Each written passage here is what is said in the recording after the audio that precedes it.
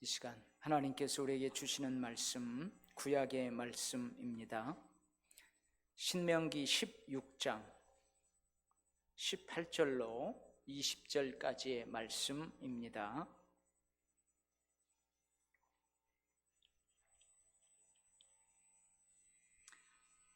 주신 말씀 제가 봉독하겠습니다.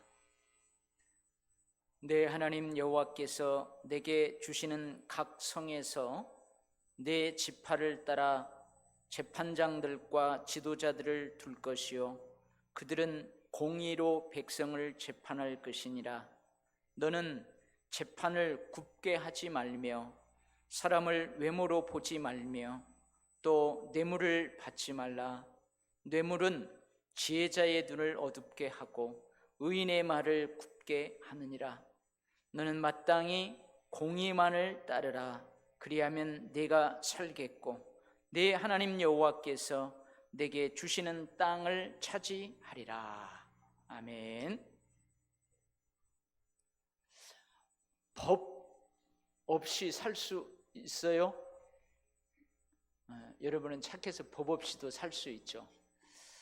근데 여러분, 법 없으면 못 삽니다. 여러분, 법의 핵심적인 역할이 뭘까요? 사회의 질서를 유지하고 또 사회의 정의를 실현하고 또 공정한 사회가 될 수 있도록 하는 그런 역할을 합니다. 살다가 보면은 분쟁이 있을 수 있고 갈등이 있을 수 있어요. 근데 이 법이 그 분쟁과 갈등을 해결하는 기능을 합니다. 여러분, 물론 우리에게도 윤리와 도덕이 있습니다. 그리고 종교에도 규범이 있습니다. 우리 개신교에도, 기독교에도 규범이 있어요. 여러분, 만약에 예를 들면은 우리 자식들한테 우리가 윤리와 도덕의 교육을 시켜요. 너 거짓말하며 살면 안 된다. 너 진실되게 살아야 된다. 그러면 이 아이가 사회생활 할 때에 진실되게 살려고 한다는 거죠. 여러분, 우리 기독교는 만약에 원수를 사랑하라. 네 원수를 사랑하라. 오히려 원수를 저주하지 말고 축복하라. 그래요. 그래서 삶을 살아갈 때 나에게 해코지하는 사람, 나도 막 해코지하지 않고 오히려 용서하고 사랑으로 이렇게 살 수 있어요. 그러면서 사회의 질서를 유지하고 오히려 이 갈등을 해소하는 그런 기능을 할 수 있다는 거예요. 근데 법하고 이런 윤리, 도덕, 종교 안에 있는 그 규범들하고 어떻게 다르냐? 그건 강제력의 차이예요. 여러분, 우리 아이들한테 윤리, 도덕을 가르칠 때 너 거짓말하면 안 돼. 여러분, 거짓말하면 안 돼. 근데 걔가 거짓말해도 살아도 여러분 주변에서 누가 걔 막 수갑 채워가지고 저 감옥에 안 보내잖아요. 원수를 사랑하라. 원수 저주하지 말고 오히려 축복하라. 우리 기독교에서 그 예수님을 본받아 사는 그게 기독교의 윤리라 규범이라고 해봐요. 근데 우리가 그렇게 안 해도 누가 너 그렇게 안 살았으니까 수갑 채워가지고 감옥을 안 보낸다는 거예요. 근데 법은 안 그래요. 법은 어기면은요 강제력이 있어요. 그래서 법은 강제력을 가진 사회 규범이라고 할 수 있습니다. 법은 국민의 공공복지를 증진합니다. 국민들의 권리와 자유를 보호해 줍니다. 그래서 모든 국민이 평화롭고 질서 있는 삶을 살아갈 수 있도록 합니다. 이러한 역할과 기능을 하는 대한민국의 법 체계는 어떻게 구성되어 있을까? 여러분, 제가 신학을 하기 전에 법을 전공한 법 전문가라면 여러분들한테 잘 설명할 수 있을 텐데 저도 이 설교를 위해서 공부를 했어요. 우리 대한민국의 법 체계가 어떻게 되어 있느냐? 가장 상위법이 뭐예요? 헌법이에요. 헌법. 대한민국의 법 체계의 최상위에 위치하는 우리 대한민국의 기본 법률이 헌법이에요. 그래서 이 헌법에는 우리 대한민국의 조직 운영 원칙, 국민의 기본권, 또 정부의 권한, 이런 것들을 다 규정하고 있어요. 그리고 그 하위법들이 있는데 모든 하위 법령의 기준이 이 헌법이에요. 그래서 헌법에 반하는 모든 법률은 무효가 될 수 있습니다. 국민의 기본권을 지배하는 법률, 그 하위법들은 헌법재판소에서 이거 위헌입니다, 그런 판결을 받을 수 있어요. 이 헌법은 표현의 자유, 신체의 자유, 그리고 우리 재산권을 보호해 줍니다. 이게 우리 국민들의 기본적인 권리잖아요. 이것을 보장해요. 만약에 이를 침해하는 어떠한 법적 조치도 정당화할 수 없게 만들어요. 이게 제일 상위법인 헌법이에요. 그리고 이 헌법 밑에 법률이 있어요. 이 법률은 누가 만들어요? 그렇죠. 국회에서 제정하는 규범을 법률이라고 합니다. 근데 이 법률도 헌법의 틀 안에서 국민의 생활과 직접적으로 관련되는 국민의 권리와 의무, 국가 통치 기구의 운영, 경제 및 사회 질서, 이것들을 규정해요. 그래 민법, 상법, 무슨 법 다. 이 법률은 국회에서 국회의원이 발의합니다. 그리고 심의 과정을 거쳐서 국회에서 그걸 의결하는 거예요. 그러면은 바로 시행되느냐? 그러지 않아요. 그 법은 어디로 와요? 대통령의 재가를 받아야 돼요. 대통령의 재가를 통해서 효력을 발생해요. 그래서 요즘 여러분 대통령의 거부권 많이 듣죠? 이 거부권이 법적인 용어로는 제의 요구권이에요. 제의 요구권. 대통령이 그것을 재가해야 법률이 선포되고 효력을 발생한다 이거예요. 그 다음에 이제 명령이 있어요. 그러니까 헌법, 법률, 그 밑에 명령이 있어요. 그러니까 법률을 집행하기 위해서 행정부가 제정하는 규범들이에요. 여기에는 대통령령이 있어요. 대통령이 제정하는 명령입니다. 국가의 주요 정책이나 이 법률을 실행하기 위해서 제정되는 그것이 대통령의 명령이에요. 그 다음에 총리령, 부령이 있어요. 이것은 국무총리, 그리고 각 부처의 장관이 제정하는 명령이 있습니다. 법률이 규정한 세부 사항을 보완해 주거나 어떤 행정적인 절차를 구체화하는 그런 내용들을 담습니다. 근데 이 명령은 법률의 밑에 있어요. 헌법, 법률, 그 다음에 명령이 있어요. 그래서 이 명령은 위 헌법이나 법률에 근거하지 않으면 안 돼요. 법률을 위반하는 그런 내용은 효력을 갖지를 못합니다. 그 다음에 그 명령 밑에 뭐가 있냐면 조례와 규칙이 있어요. 이 조례와 규칙은 지방자치단체 그리고 지방자치단체의 장과 관련된 것입니다. 여러분, 헌법이 국민의 기본권을 보호하는 울타리라면 법과 법률과 명령과 조례와 규칙은 그 헌법이라는 울타리 안에서 사회 질서를 유지하고 발전시키는 도구라고 할 수가 있습니다. 근데 이 모든 것들이 뭐예요? 헌법의 테두리 안에 있어야 돼요. 만약에 행정명령이나 조례, 규칙, 이것들이 헌법과 법률을 위반한다, 그러면은 그 법적인 어떤 심사를 통해서 무효화할 수 있어요. 그래서 대한민국 국민이라면 대한민국 법을 준수해야 됩니다. 할렐루야. 대한민국 정부 또한 이 법을 준수해야 합니다. 요즘 여러분들 간혹 가다가 법치주의 이런 소리를 종종 듣게 돼요. 이 법치주의란 뭘까? 법에 의해서 지배를 받는다, 법이 지배한다, 그런 의미가 있어요. 국가가 국민의 자유와 권리를 제한하거나 국민에게 어떤 의무를 부과할 때에는 반드시 국민의 대표 기관인 국회에서 제정한 법률로서 해야 한다. 이 원칙을 잘 지키는 거예요.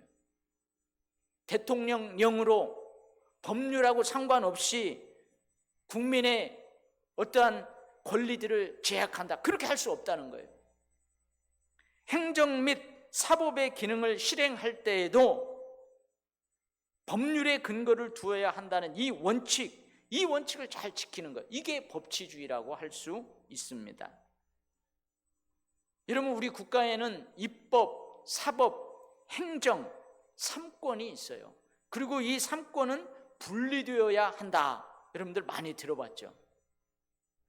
여러분, 행정부는 뭘 말하냐면 정부를 이야기하는 거예요. 우리나라 정부. 그래서 행정부의 최고 수장은 누구예요? 대통령이에요. 그리고 이 정부의 가장 중요하고도 핵심적인 조직이 뭔 줄 아세요? 그게 국무회의예요. 각 부처의 장관들로 구성되는 국무회의입니다. 사법부는 국가의 사법권을 행사하는 주체, 즉 뭐예요? 재판하고 관련된 거예요. 사법부. 그 사법권을 행사한다, 이게 재판을 한다는 거죠. 이 기관을 뭐라고 그래요? 여러분, 법원이라고 하잖아요. 재판소라고 합니다. 입법부는 뭐예요? 여러분, 입법부는 잘 알아요.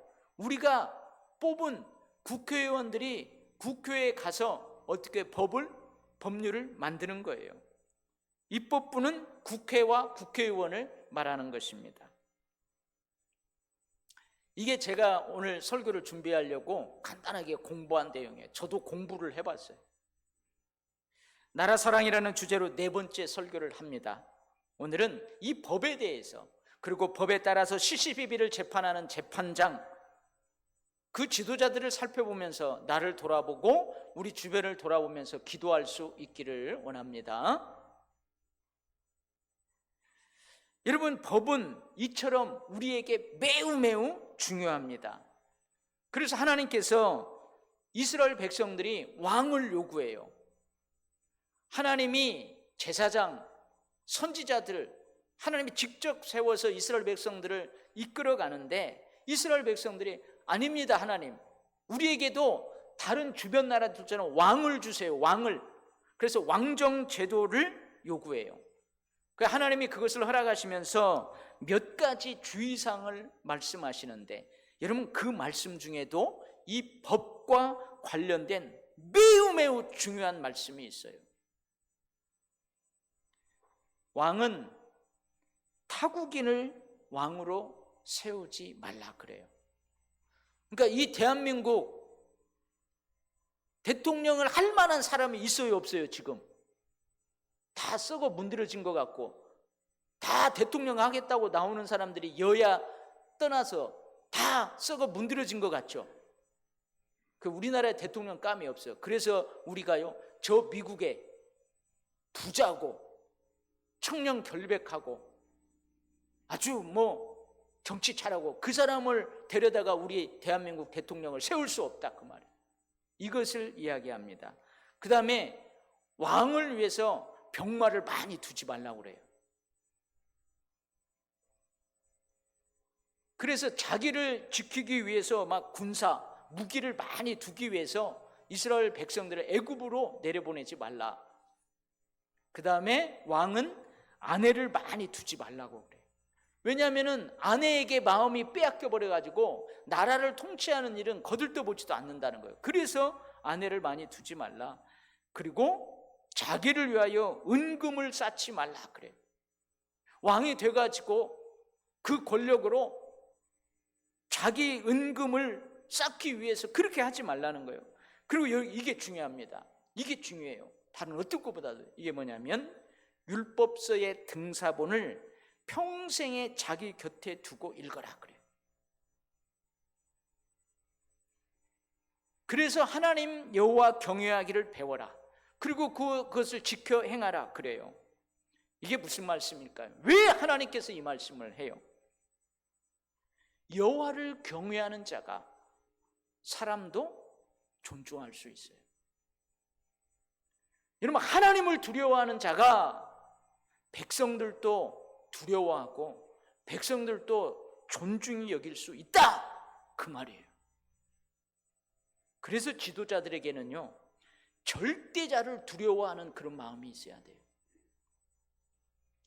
또 왜 이 율법서의 등사본을 평생에 자기 옆에 두고 읽고 여호와를 경외하는 것을 배워라, 그걸 지켜 행하라고 하는 이유는 뭐냐면, 여러분, 이 재판은 하나님의 영역이에요.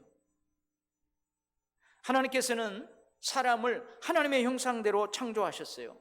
그리고 하나님의 피조물을 정복하고 관리하고 다스리라고 하셨어요. 그런데 딱 한 가지, 이것만은 절대 손대지 말라고 그랬죠. 그게 뭐예요? 선악을 알게 하는 나무의 과실이에요. 근데 뱀이 사람을 유혹하잖아요. 근데 뱀이 그 사람을 유혹할 때 뭐라고 그래요? 하나님과 같이 되어서 선악을 네가 알 줄을 하나님이 아시고 이거 못 따먹게 했다, 이렇게 유혹하잖아요. 하나님 같이 되어서 선악을 네가 알까 봐. 결국은 인간이 따먹어요. 근데 그 타락한 인간을 하나님께서 에덴 동산에 쫓아내면서 뭐라고 말씀하세요? 이 사람이 선악을 아는 일에 우리 중 하나같이 되었다, 그러잖아요. 그러면서 내쫓아요. 선악을 알게 하는 법, 선악을 가려 징벌하는 심판, 재판은 이처럼 하나님의 영역이에요. 국가를 다스리는 왕, 지도자들에게 율법서의 등사물을 평생에 자기 옆에 두고 읽어라, 그래서 하나님 경외하기를 배워라, 그것을 지켜 행하라는 이유가 바로 여기에 있어요. 하나님을 경외하는 자가 이런 백성도 사람도 존중할 수 있어요. 하나님 두려워하지 않고 하나님 경외하지 않는 사람, 그 사람은 사람을 무시합니다. 백성들을 무시합니다. 그래서 지도자들은요, 절대자를 두려워하는 마음이 있어야 돼요. 하나님을 두려워할 줄 알아야 합니다. 할렐루야. 저는 요즘 이런 생각을 많이 합니다. 법이 문제일까? 아니면 법을 집행하는 자들, 재판관, 법관들이 문제일까? 여러분은 어떻게 생각해요? 법이 문제예요? 아니면 법을 집행하는 법관들이 문제예요? 어떤 게 더 문제라고 생각해요? 법관들이. 여러분, 법률에 문제가 있을 수 있어요. 여러분, 국회에서 제정하는 법률이 헌법에 위배될 가능성도 있어요. 그러면 어떻게 한다고 그랬어요? 헌법 소원이라는 심판제도가 있어요. 헌법재판소로 그걸 가지고 가요. 그래서 헌법재판소가 그 법률은 헌법에 위배됩니다, 위헌적입니다, 그럼 그 법률이 폐기되는 거예요. 그런데 가만히 생각해 보세요. 헌법재판소에서도 그걸 누가 판결해요? 헌법재판관이 판결해요. 몇 명이? 8명 아닙니다. 원래 9명이에요. 결국은 역시 9명의 재판관이 그것을 심판하고 결정해요. 결국은 여러분, 저는 그런 생각을 해요. 법보다도 법을 집행하는 자, 재판관, 법관들이 더 중요하다는 생각을 하게 됩니다. 판사, 변호사, 검사 등 법률 실무에 종사하는 법조인들, 범죄 수사를 담당하는 경찰 공무원들이 더 중요하다는 생각을 합니다. 이런 법조계에 종사하는 사람은 엘리트들이에요. 대한민국에서 가장 엘리트들이라고 할 수 있어요. 근데 이들이요, 법 지식을 바탕으로 사회 정의를 지켜야 합니다. 앞장서서 힘써야 돼요. 이게 뭐예요? 노블리스 오블리제예요. 예전에는요, 귀족들, 엘리트층들이 그만큼 사회적 책임을 앞장서서 감당해야 된다는 거예요. 사회적 책임을 다해야 합니다. 그런데 그러지를 못합니다. 오히려 법 지식을 가지고 법을 교모하게 해석합니다. 합리화시킵니다. 그리고 자기는 어떻게 해요? 법망을 쏙 빠져나가요. 근데 우리같이 못 배우고 아무것도 모르는 사람들은 감옥 가요.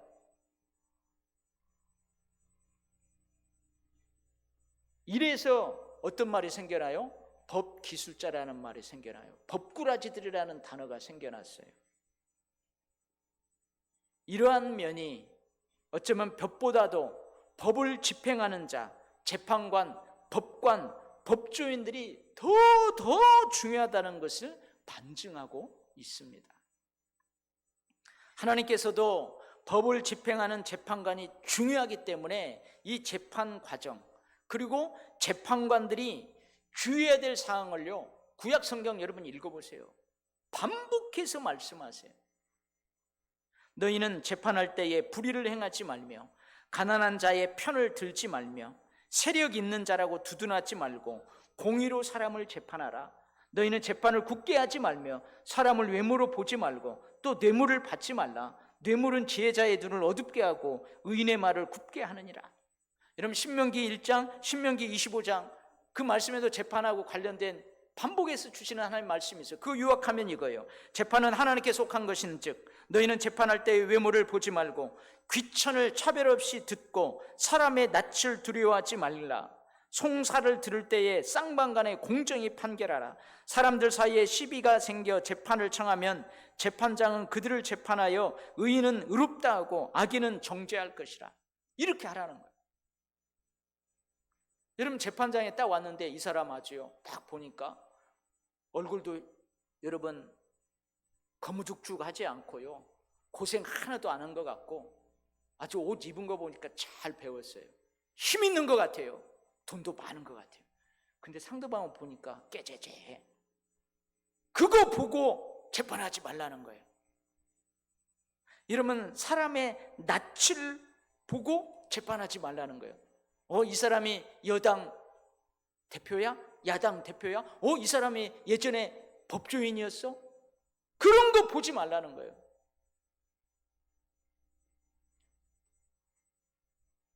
내가 이 사람한테 교묘하게 해갖고 무죄를 선고하고 이 사람한테 다 덮어 씌우면 이 사람이 나중에 나한테 한몫 챙겨줄 거야.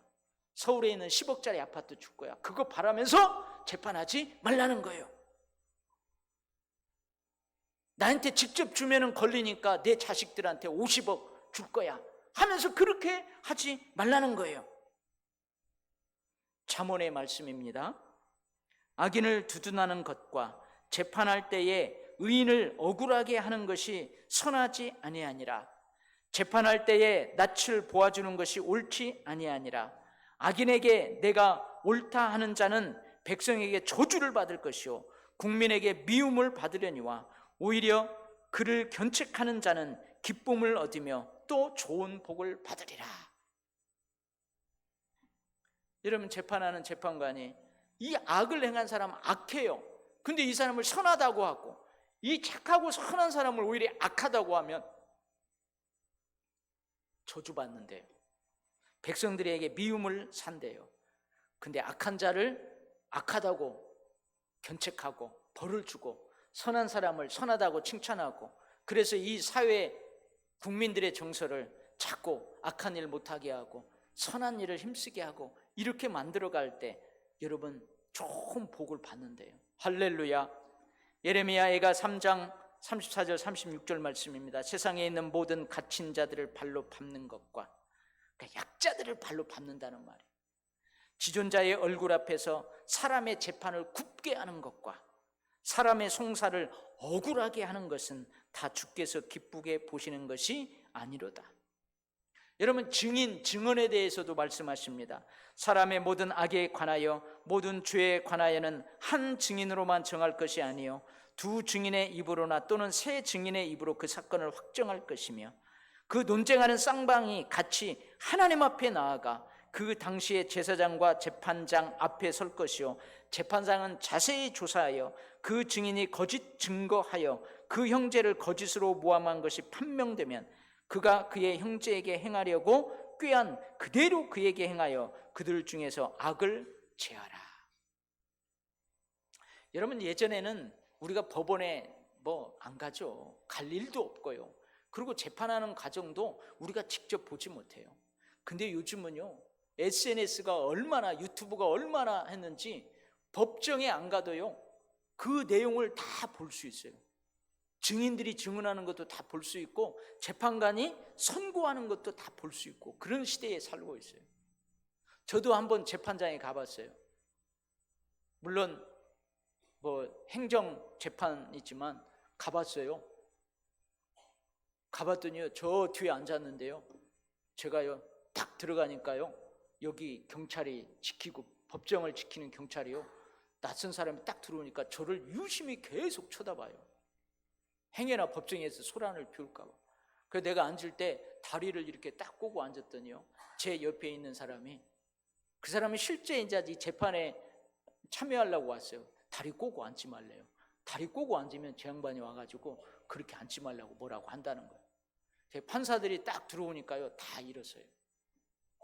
근데 행정재판이라서 그런지 5분도 안 돼요. 끝나버려요. 다 이미 서류로 다 했다는 거예요. 여러분, 신명기 19장 20절로 21절 말씀입니다. 그리하면 그 남은 자들이 듣고 두려워하여 다시는 그런 악을 너희 중에서 행하지 아니하리라. 내 눈이 긍휼히 여기지 말라. 생명에는 생명으로, 눈에는 눈으로, 이에는 이로, 손에는 손으로, 발에는 발로니라.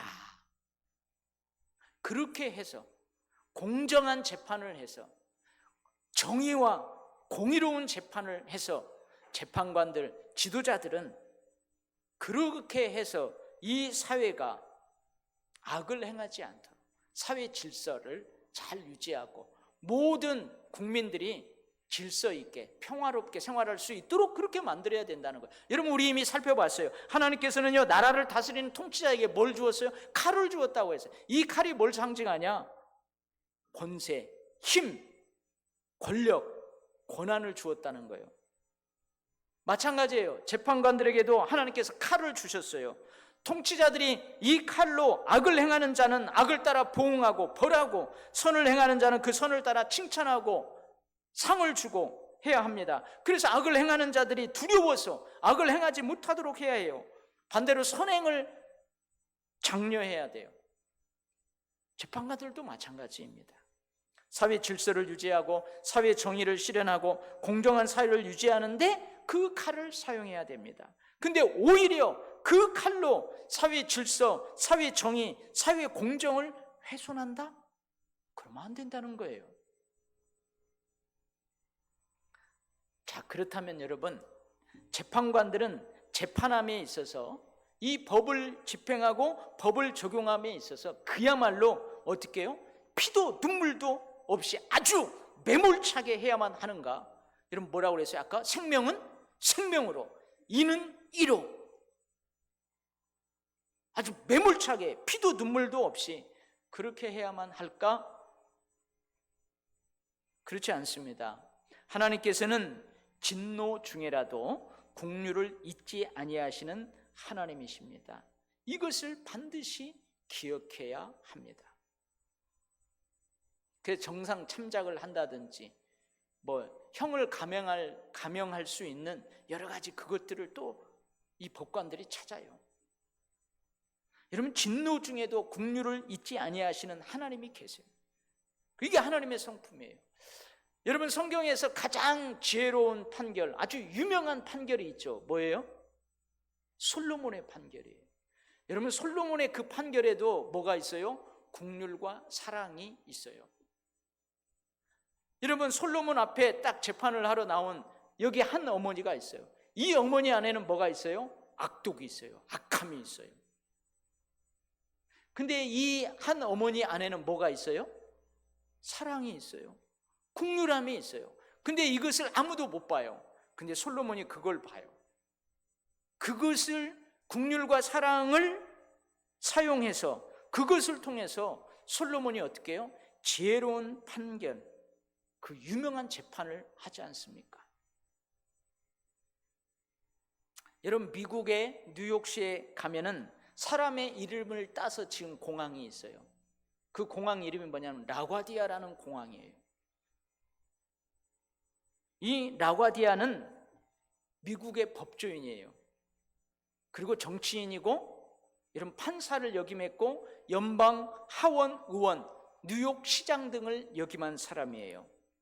근데 이 라과디아가 판사로 재직할 때 그 유명한 일화가 있답니다. 1930년대 있었던 일이에요. 그러니까 1925년 30년대는 미국의 대공황 때예요. 그러니까 우리나라 IMF와 같은 때예요. 일자리도 없어요. 다 막 도산해요. 사업이 도산하고 정말 힘든 그 시기예요. 근데 그때 한 할머니가 즉결 법정에 넘겨졌어요. 그 법정의 판사가 누구였냐면 이 라과디아라는 판사였습니다. 근데 이 가정 이야기를 들어보니까요, 이 할머니 사위가 실직을 했어요. 직장을 잃었어요.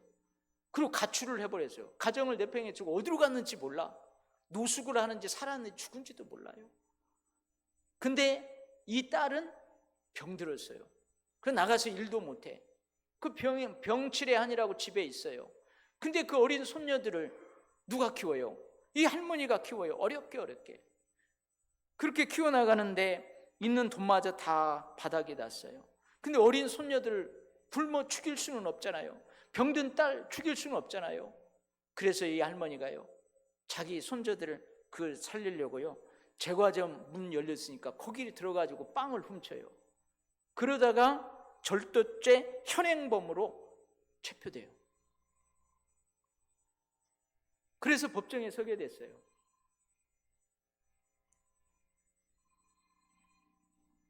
라과디아 판사는 그 피해자인 빵가게 주인한테 물어봐요. 여보시오, 이 할머니 얼마나 불쌍해요. 용서해 줄 수는 없겠습니까? 이렇게 물어보니까요, 이 빵집 주인이 뭐라고 하냐면 안 된다는 거예요. 이 할머니뿐만 아니고 많은 사람들이 내 빵집에 가고 여러 번 훔쳐가는데 아주 엄벌해 주십시오, 그러는 거예요. 여러분, 이 빵집 주인이 나빠요, 좋아요? 욕하지 마요. 어쩌면 빵집 주인은 나쁘지도 않고 좋지도 않아요. 법대로 해달라는 거예요. 그래서 라과디아 판사가요, 이 할머니에게요, $10 벌금을 내려요. 여러분, 그 당시 $10 벌금 큰 돈이에요. 이 가난한 할머니 어떻게 그 벌금을 내요? 차라리 감옥을 가지. 그럼 감옥 가면 애들은 어떻게, 병든 딸은 어떻게 해요? 그래서 그 방청석에 있는 사람들이 저 판사는 아주 착한 판사니까 관용을 베풀 거야, 이런 생각을 했었는데, 아니 $10 벌금형을 내리니까 전부 다 째려봤어요. 째려봐. 속으로 욕하는 거예요.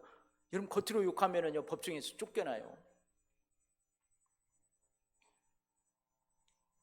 그리고 판사는 법정에 있는 모든 경무관, 검사, 변호사, 그리고 방청객들에게도 한 사람당 50센트의 벌금을 선고합니다. 그러니까 할머니에게는 $10 벌금형, 그 여러분들한테는 50센트 벌금형을 다 선고했어요. 그러면서 그 이유를 이렇게 설명합니다. 미국 정부나 그리고 판사인 나, 그리고 방청객들, 할머니에게 아무런 도움도 주지 못해서 할머니가 범죄에 내몰리는 결과를 초래하였습니다. 그러니 판사인 나 스스로의 책임과 미국 정부를 대신하여 $10를, 나머지 해당 재판장에 있는 검사, 변호사, 경무관, 방청객들은 가난한 사람의 처지에 관심을 보이지 않는 것에 대한 책임의 대가로 각각 50센트를 부과합니다, 이랬어요. 법에는 예외가 없습니다. 아무리 딱해도 죄를 지었으면 벌금을 내야 합니다.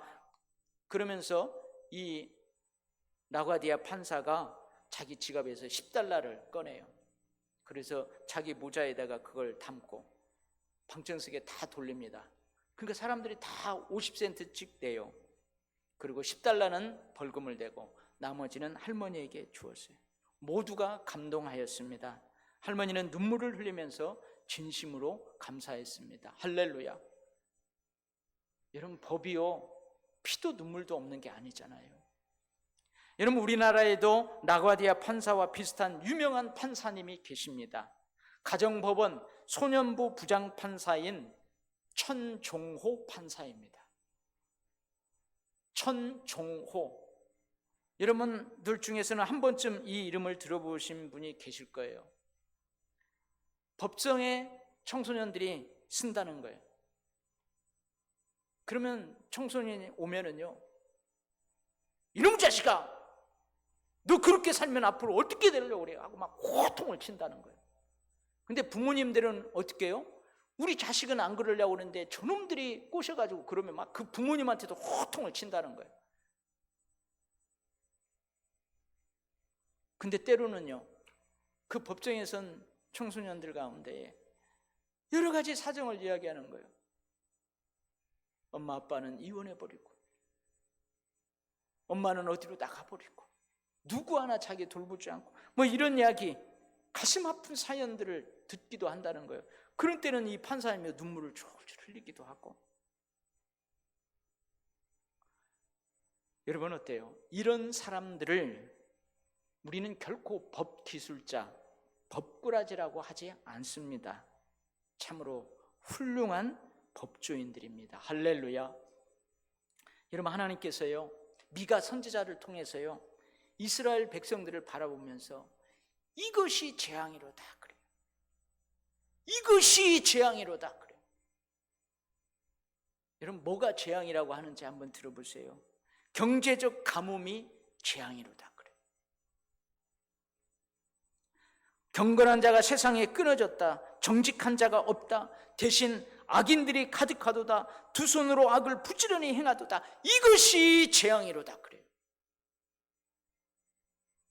지도자와 재판관은 뇌물을 구하는도다. 이것이 재앙이로다. 권세자는 자기 마음의 욕심을 말하며 지도자, 재판관, 권세자가 욕심을 위해서 서로 결탁한다는 거예요. 그러니 이것이 재앙이로다 그래요. 선한 자, 정직한 자를 악한 자라고 하고 악한 자를 선한 자라고 하는도다.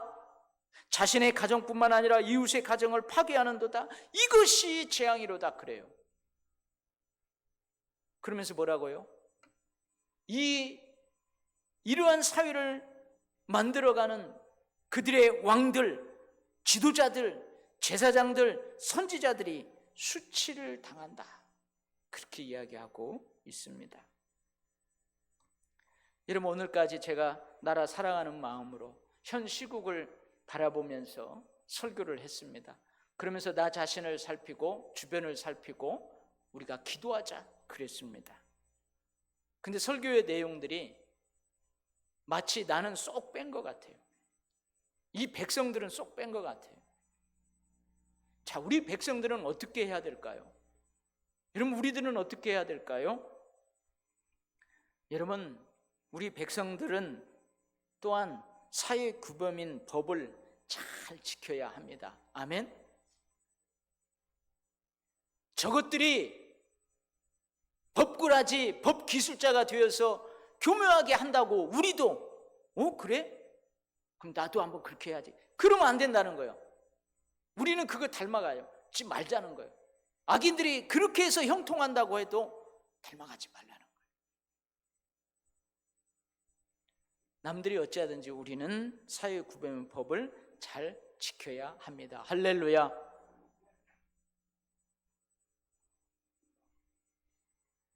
너는 재판장을 모독하지 말며 백성의 지도자를 저주하지 말지니라. 두려워할 자를 두려워하며 존경할 자를 존경하라.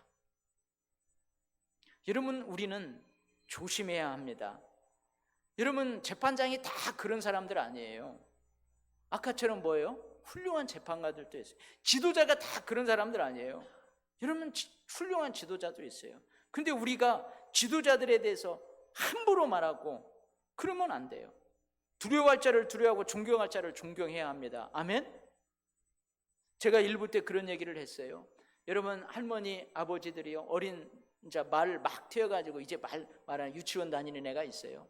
근데 집에서요, 저희 윤석열이 저놈 아이고 황 목사 저놈 목사님이라고도 않고 황룡 목사 저놈 아유 그렇게 이야기하면은요, 이 6살 7살짜리가 유치원에 갖고 선생님한테 뭐라고 해요? 선생님, 저 윤석열이 저놈이요, 황룡 목사 저놈이요, 그런단 말이에요. 이게 재앙이라는 거, 이게 재앙이라는 거. 여러분, 저도 가끔 그럴 때 있어요. 근데 조심해야 됩니다.